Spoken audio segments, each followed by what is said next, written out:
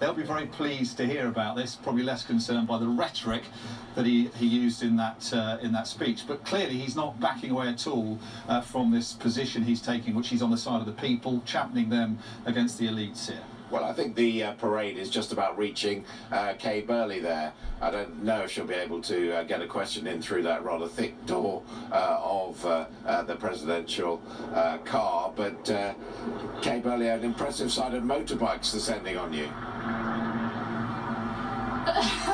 Yes, I have. You know what, you know that if I could, I would try and get a question in. But, yeah, I think that reinforced door will probably mean that he is safely ensconced inside, at least for now. Although I heard you speculating earlier as to whether or not he might walk some of the route. The view is that if he does plan to walk any of the route, he is most likely to do that in front of the new Trump Hotel, which has just recently been opened, built with Chinese steel, of course, and he's likely to perhaps walk a couple of blocks in front of that. Obama, he walked 6 blocks in 2009 when it was absolutely freezing, so I don't think that this president has too many excuses, unless of course he just wants to make sure he's in time for the 3 inaugural balls that he'll be attending later on. He's certainly let the timeline slip just a little bit. As far as President Carter was concerned, he only did 1 term, of course, but he walked the whole way. That took him something like 40 minutes. In 1985, this parade, something like 8,000 people will be taking part in the parade in total. In 1985, it was cancelled, and that was one of Ronald Reagan's 2 inauguration ceremonies. It was basically just too cold. It was 7 degrees Fahrenheit outside, and it was thought that potentially there would be some loss of life if the parade went ahead. So actually, inauguration happened indoors, and sadly, the parade was cancelled.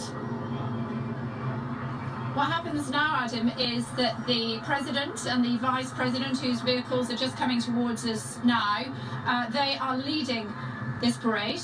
They then move to a podium in front of the White House, where they then spend the next hour or so, could take an hour or 90 minutes, something like that, depends on how quickly they walk in this cold weather, to check out who else is in the parade, like the 8,000 participants taking the salute from lots of organisations, 40 in total, including schools, first responders, they're taking part as well, and quite a lot of veterans groups. Oh, somebody's waving out of the window. Oh yeah, it looks as though they have got their windows down. I wonder if I can grab a question. Let's see if I can. I'm going to move around this way.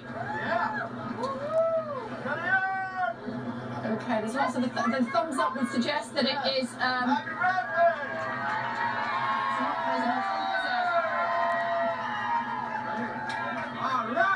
Okay, so that's the family who are in the first vehicles.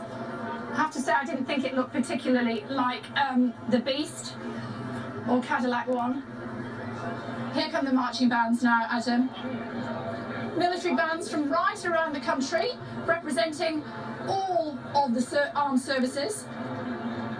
We're also going to see the Boy Scouts of America as well. Some 22 states are represented in today's parade.